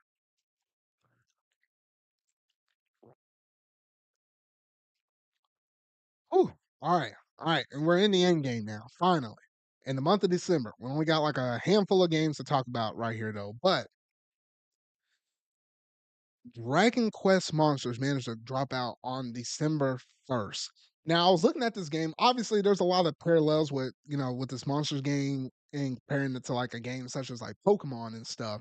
And when you look at this game, it's like, yeah, you can see the ties and, parallels and stuff. I think the last time we had a Monsters game was back in the DS era or so, though. It's been that long for the Dragon Quest series, though. I know this game, in terms of the timeline, takes place between like two different games within the mainline series though. But nonetheless, you're just kind of going through the game, capturing monsters, using them as part of your team, kind of like Pokemon-ish, but with a Dragon Quest spin up on it though. Can't say too much more beyond that though. Although my good pal Sonic Q, I know that was a game he was really looking forward to. I gotta pick his brain about it just to see exactly what he thought about that game though. But nonetheless, that did come out on the first day of December. Now, this next one, Avatar Frontiers of Pandora, that dropped out on December the 7th. And obviously, that was a game that Ubisoft managed to go through and develop, though. And I was like, originally, I was looking at it and I was like, I wanted to say that I thought this was going to be a game that was going to pick up a decent amount of steam. I knew it wasn't going to pick up and, just go through like droves of people in terms of, them, people just going out and being like, oh, goodness. Like, yeah, this is the go to game. You got to go through and play through this. No, not necessarily, and I felt like this game kinda fell off of a cliff in some ways, like, outside of, when the game actually came out and launched on that day, I really had not heard a single lick of information beyond that. I mean, yeah, it was, like, roughly around the holiday season, people kinda getting up in their, holiday grooves and stuff, but I really hadn't heard too much. Not even within, like, sales stuff from, like, Ubisoft talking about this game, so I don't know, I might have to do a little digging on that. I'm not sure whether or not that was, like, a big success or not, but it looked like an interesting game. I just had too much to play, and there was no way I was gonna get around to playing that or whatever, though. And it wasn't anything in that game that was yelling out, "You got to play this game." I just didn't see that in any of the promotional material leading up to that launch, though. But yeah, I think that's basically all I can say about that, and that came out on the 7th. Now, next up, we had some little bit of DLC and stuff for God of War Ragnarok with the Valhalla DLC, and that dropped out on December 12th. It was shortly after it was announced. It dropped shortly after it was announced at the Game Awards that played out in the month of December, though. And it was really nice to see a shadow drop from PlayStation at that show because they really honestly didn't have to do it at the show, but it was nice that they did it.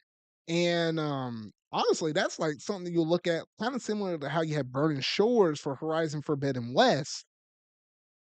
That was like some paid DLC, and then lo and behold, they give you this DLC for God of War Ragnarok for free. Like that kind of caught me by surprise, though. But if you happen to be a big God of War fan, you can kind of go through and play through it. It's just something extra you can manage to do up in the game, though. But I think you have to technically, well, I don't know if you have to beat the main story before jumping in this DLC, but they recommend it for the sake of like story spoilers and stuff like that, though. But nonetheless, if you have that game, you hadn't tried out that DLC, you might as well, because I mean it's free. Sony gave it to you. All right, and then next up, oh, actually not next up. This is the last thing I have to say. Grand Blue Fantasy versus Ryzen. That managed to drop out for PS4, PS5, PC on December 14th. Now, this is a game I did manage to pick up because I want to get myself more involved within the Grand Blue Fantasy series in general, though. Like, I managed to get that. I got Grand Blue Fantasy Relink pre-order for the PS5 as well, though. I even got the limited edition for that one, though. And I'm really wanting to get into the series though, and the fighting game was just kind of one avenue for it though. I managed to put a little bit of time up in there. I want to get through and at least beat through the story mode a little bit though, but I hadn't managed to fully go through that. Honestly, that's a couple of things I need to do. Beat the story mode in Street Fighter 6, beat the story mode in Grand Blue Fantasy versus Ryzen. I don't know what's up with me and fighting games though. It's like I play it for a little bit and then sometimes I fall off. I need to change that trajectory a little bit though. But nonetheless, from what I've been seeing in it, in terms of the art style, the way how the game plays and stuff, it looks freaking phenomenal. And I like the experiences that I managed to go through and play through. I just need to put and invest a little bit more time up in it, though.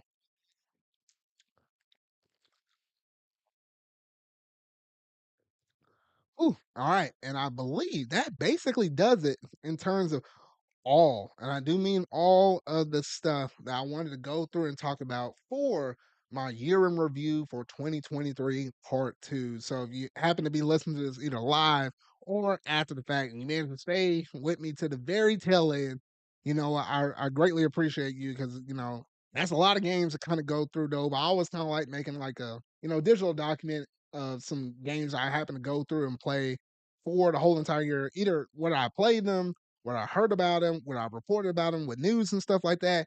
It's just a good timestamp for me in history just to be able to know exactly what all really came out in 2023 and what were my thoughts on these games at the time of release whenever they actually managed to come out though.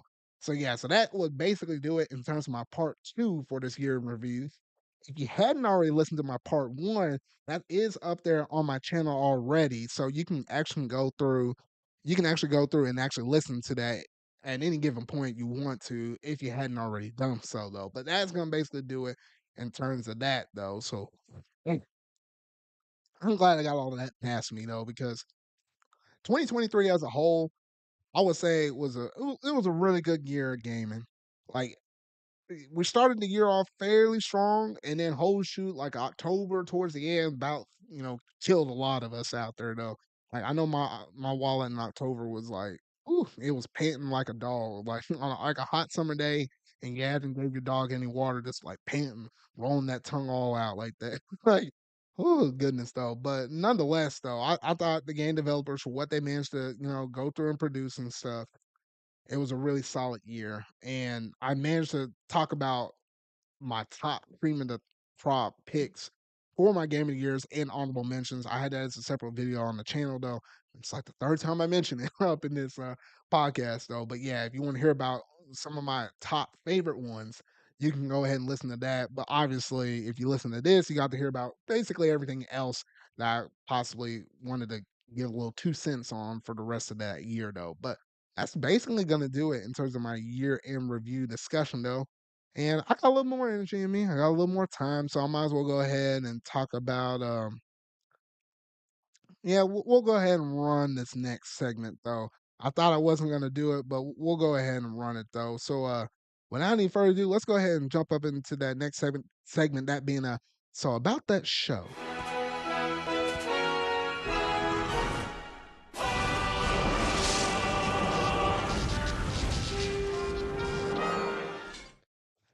All right, so lately, I would say, obviously, I've been going through and watching a bunch of anime. Actually, dude, oh man, I wonder, do I even want to get into it right now though?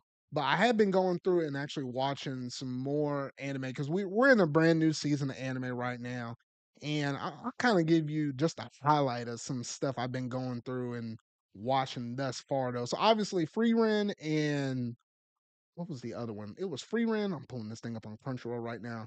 And Shangri-La Frontiers. Those are the two things I'm watching for the fall season that's carrying over into the December season, or I said December, fall season into the winter season right now, though.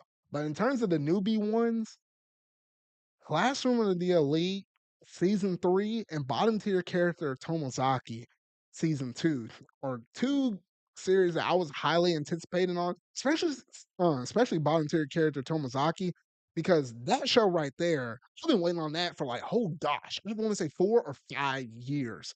Like it's been a hot moment since we've been able to actually go through and watch that. So I'm like, okay, I'm really liking that, and I feel like if you're a gamer such as myself, bottom tier character Tomozaki will actually speak to a lot of y'all out there. So if you kind of want something that's kind of based on gaming and has the vibes of just a little bit of a slice of life, there's like a hint. I mean, a tiny hint of romance. I could see the stuff that they're trying to do, but if you're remotely curious, do that. In terms of your traditional school anime, Classroom of the Elite is like one of the elite animes out there. Like, I'm not trying to make a crazy pun or anything like that though, but it's just some good stuff right there. Other ones I've been going through and watching some new ones. Metallic Rogue. I watched the first episode of that. I thought it was okay. The Wrong Way to Use Healing Magic. I watched that first one. I think that was solid. That was a solid one. Um, and then recently, literally last night, I managed to go through and watch The Sign of Affection. Now, earlier in the podcast, I was talking about how there was an episode, not an episode. I was talking about Echo within the Marvel MCU universe and stuff. How like there was a character, the main lead in that show, should I say, was deaf. Like you had to use a bunch of sign language and stuff like that. Though I would say with this one right here, it's basically the same kind of concept. Like the female lead in it is deaf, so she uses sign language, obviously texting on the phone and stuff like that. Obviously, she has a crush with this one dude, and he knows that she's deaf and stuff, but he makes it really easy via his text messages. And he's like, even in his first interaction when he meets her, he's like, "Hey, do you read lips?" Like he could tell that she was deaf and stuff. But the fact he kind of went out of his way to be able to still communicate with him, when a lot of people would probably just brush somebody like that off to the side. It's the wholesome rom com of this season, though. Dane, I don't know if you're listening to this right now, though. I'll add you on Twitter or something like that, though. But this is definitely one you need to go through and watch. Like this one I highly recommend though. But nonetheless though, that one really gave me some really, I mean some really good strong vibes right there though. Um I also managed to watch Tales of Wedding Rings. I just watched the first episode of that dub. I usually watch like what, I feel like 90% of my stuff dub, 10% sub. There's like very few things I might to watch sub. Like for example, what was it? Like Demon Slayer, like I watched that sub. Dr. Stone, I watched that sub. A few things like that. But Tales of Wedding Rings, that was an interesting one. The fact, and that's the one thing I guess within the anime community in general. There's a lot of shows that do like the isekai formula, and okay with it. I mean, it feels like you could technically get burned out on it. I feel like every time I watch a season of anime, if you were to say what are my two biggest selections of stuff that's up in there, it's probably a combination of isekai and rom-coms that are up in mine though. But Tales of Wedding Ring, it was interesting. Like I guess he had a childhood friend, but she was originally from another world, and then she says, "Hey, I got to go back to this world and whatnot, though." And he's like, "Wait, what? I can't leave you. You're my best friend or whatnot, though." Jumps over there with him, and then he's like, and she's like, I'm supposed to marry somebody. It's part of a ritual. I'm trying to save this, this country of mine and whatnot, though. Oh man, I ain't gonna, marry this random dude I don't know. Here, and then throws him a ring, kisses him, and I guess in their this isekai world, could you say, technically they're married, but in the custom traditions of Earth, not necessarily though. It's weird. It's weird, but it's kind of funny at the same time. I'm kind of vibing with it, so it's really nice. And I think the last one I think I could actually go through and highlight right now is one that's called Solo Leveling. Now, this one I think is probably the biggest, most hyped about anime for probably this whole entire season, because it's a little weird. It's like it's not necessarily isekai though, but it's like you have like a crew of people like imagine modern day Earth, and then all of a sudden you have these portals that open up that kind of lead to your typical things that you will kind of see within the fantasy, like your goblins, monsters, all of that stuff, trolls, whatever, and they kind of invade in from these portals into the real world.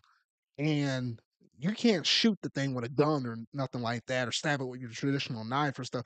Modern day weapons don't work on these creatures. However, if you use weapons and stuff that you normally would use within, in a typical isekai show or whatever, though, within the magical world, I guess you can say, like staffs, swords, and stuff like that, then you're actually able to affect them, fight them, and stuff like that, though. So it is interesting like that. Obviously, you had this dude that's like very weak, like rank E. Obviously, your tier S characters like cream of the crop and stuff, though. I just managed to watch the first episode, and it seems very intriguing. So if you're someone like a gamer and kind of likes, gaming related stuff, that's easily one I would recommend. So if you like gaming, but you're also into anime or curious about anime, maybe you don't watch a lot of anime.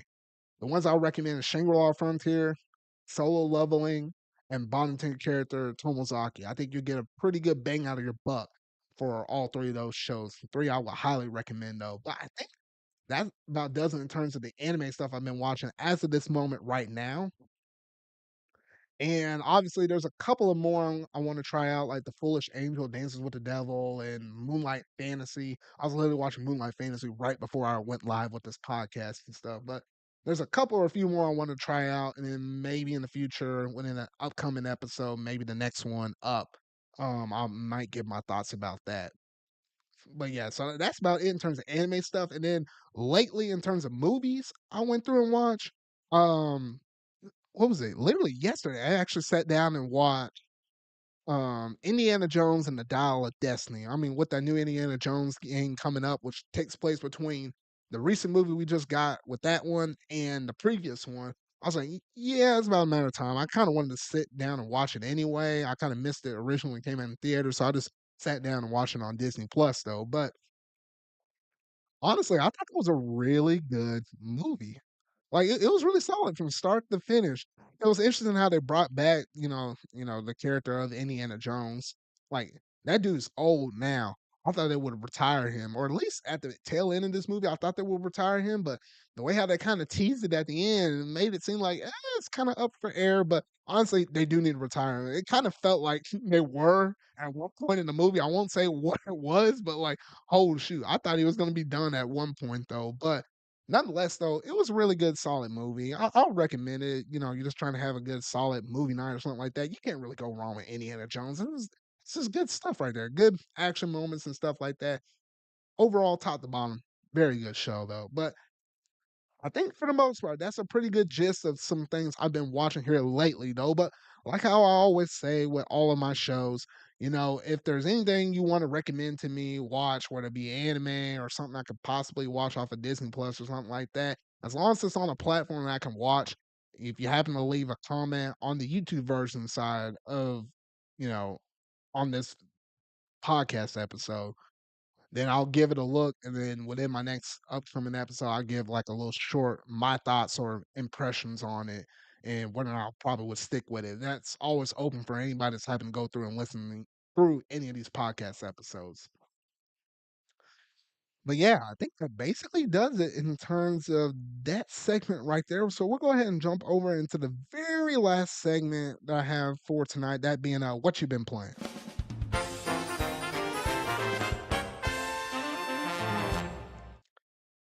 All right, so lately I've been going through it's a little bit weird in terms of stuff I've been going through and playing because I think the month of February, we know we're gonna get a big triple hitter, at least for me personally, of games I really want to go through and play. Like February 1st, Grand Blue Fantasy versus Relink. February 2nd, Persona 3 Reload. I don't know how I would juggle both of those games out, but unfortunately, I think Amazon said, hey, that package is gonna be probably delayed by a couple of weeks for Grand Blue, which might work overall because I'm probably have to play Persona 3 for the whole month of February. And then obviously we have Final Fantasy 7 Rebirth that's also planned to drop on February the 29th on the leap year, which I know that game I'm going to dedicate to the whole month of March. And then if I hadn't gotten through all the Grand Blue at that point, then I'll probably dedicate that for the month of April. So I know there's three big games dropping out in the month of February, and I'm going to have to spread those out. So I've been trying to keep it very easy, very chill. So obviously, I'm trying to start up the Ken Bridge of Spirits series for the Extras channel. First video kind of flopped, like I had some technical issues and stuff like that. So I have to reboot that. So hopefully this upcoming Tuesday I can do that for real. And then I recently started up Super Mario RPG. I kind of already talked about that a little early on in the show though, but I thought that game was really nice. So played that literally last night. And I think that's it in terms of like modern stuff. Obviously, I'll play a little bit of Honkai Star Rail from time to time. Gosh, by golly, I burned out all of my resources on there. The thing that rejuvenates time, like the Trailblaze Energy or whatever it's called. And for some oddball reason, it takes a whole month for that reservoir of resources to rejuvenate, which is stupidly ridiculous. So I had to just log in, do dailies, just do side quests, but I can't really buff up my characters because that requires the resources. I'm trying to stockpile that back up. But yeah, I'll occasionally, dabble on that. I still will, log into Splatoon 3. Like literally on the days that was like snowing and icing outside, I was doing the Winter Fest for that Splatfest and stuff. Gosh by golly, how the heck the big man managed to go through there and sweep and managed to get every single category. Like, oh shoot, I guess I do just want revenge, But congrats to all y'all solo holiday spending people out there. Like, I don't get it. You got to spend your holidays with somebody, friends, family, somebody. You can't spend it all by yourself. Just saying though.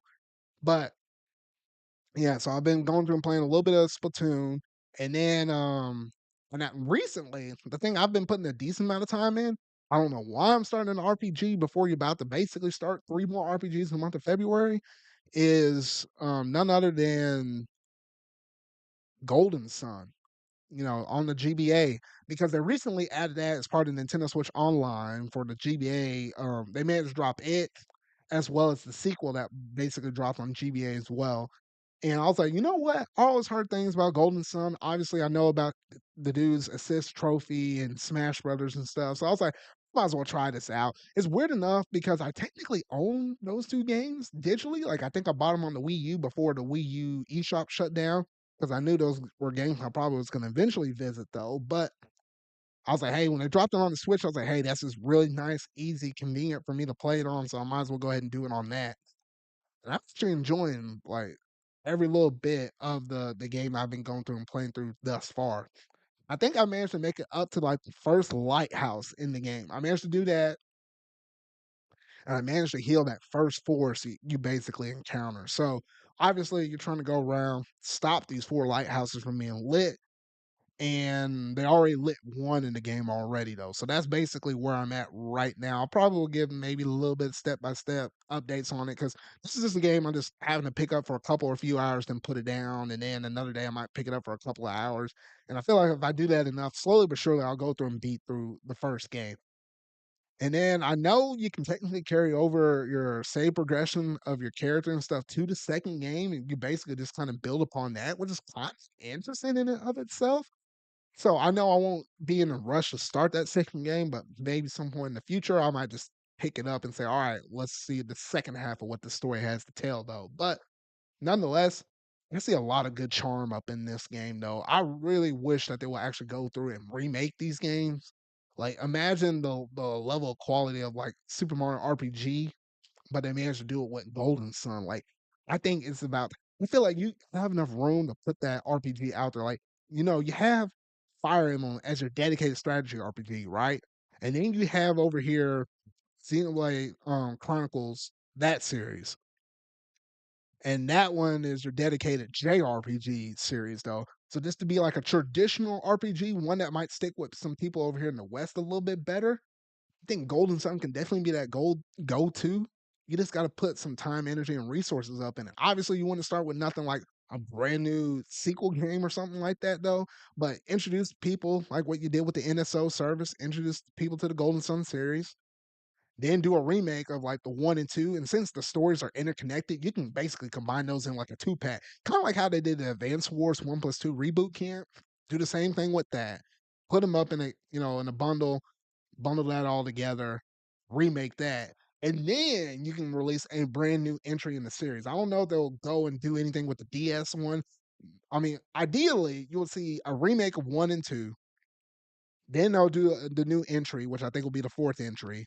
Then remake number 3, and then do a new entry for number 5. If they want to bring any life in the Golden Sun series, that's the way how you have to go about it. And I would really love for them to do that because I just think there's a lot of good stuff in Golden Sun, like a lot more than honestly what I would honestly think of. And GBA games in general, they hold up quite well. Like, gosh, I'm just kind of going through the game. I'm just thoroughly enjoying myself. I don't know. I'll probably say more things about this game in the future, though. But nonetheless, though, if you hadn't dabbled with Golden Sun and you have the Nintendo Switch Online Expansion Pack tier, you might as well go ahead and pick it up and try it out. Just try out the first 30 minutes, an hour or so. And at that stormy start, that's kind of similar to how what was it, Link to the Past was handled. If that doesn't capture your attention in terms of you want to see exactly what happens next, then I don't know, Golden Sun might not be for you. But with it being on the service, you might as well go ahead and try it out. Really solid RPG right there. I recommend it.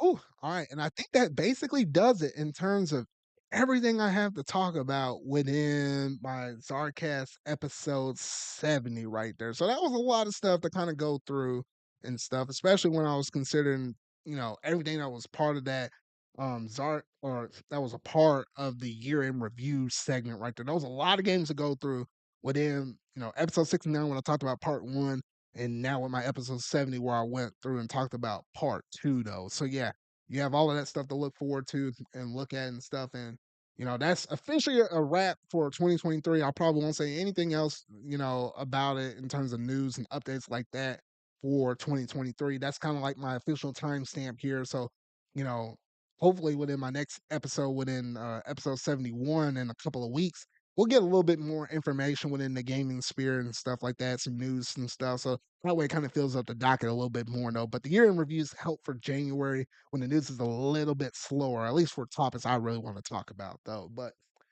that's gonna basically do it in terms of my ZardCast episode 70 right there, though. So you haven't managed to make it all the way to the end of this, though. I salute you because that was a lot of games I was talking about in this one show. A lot more than the typical norm, though. But that's gonna do it for this show, though. So if you really like this, make sure to go and hit that like button. Go ahead and hit that subscribe button and that bell. Stay up to date on all things video game related. I feel like talking about and discussing. Now, just as a reminder, obviously you can listen to these shows live here every other Sunday night since this is a bi-weekly podcast. 9 p.m. Central Standard Time is usually when I go live on the Sunday nights, though. And you can listen to me live there. And then if you happen to only want to listen to this via an audio version, I got you covered on that. You can listen to me on Google Podcasts, Apple Podcasts, Amazon Music, Spotify, and yes, you can even listen to me in the car via iHeartRadio. I have all those different mobile platforms available, including Podbean, which is like which is my official hosting service for all my podcasts in general. Usually we'll go there first, and then you can kind of experience them on all the other ones, depending on your preference or whatever, though. But that basically does it for my episode 70, y'all. So remember, y'all, until our video I make next, until my next episode, that being my episode 71, I'll see y'all later.